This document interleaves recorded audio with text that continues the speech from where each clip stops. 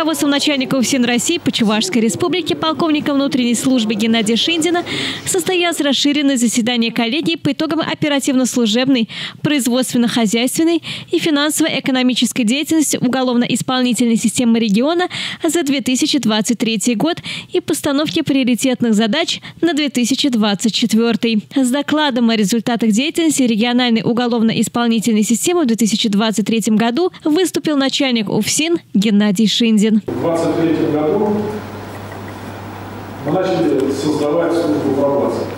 И с 1 января 2024 года служба пробации начала действовать. Пока исполнительная пробация действует, а поэтапно включается в работу. Считаю, что это является таким эпохальным событием для уголовно-исполнительной системы. Новые функции на нас возложены.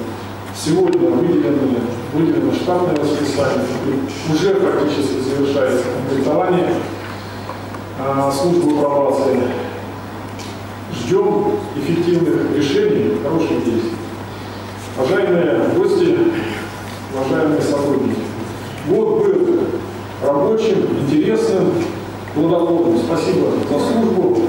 Впереди, ожидая не менее интересного года, те критические моменты, которые есть, однозначно мы их должны еще раз оценить, еще раз проанализировать, ревизию произвести по ним для того, чтобы исправить и двигаться вперед.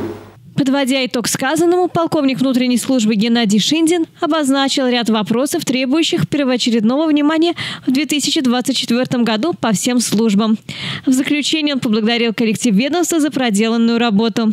По сложившейся традиции в завершении коллегии состоялась торжественная церемония награждения сотрудников и подразделений, достигших высоких результатов в служебной деятельности.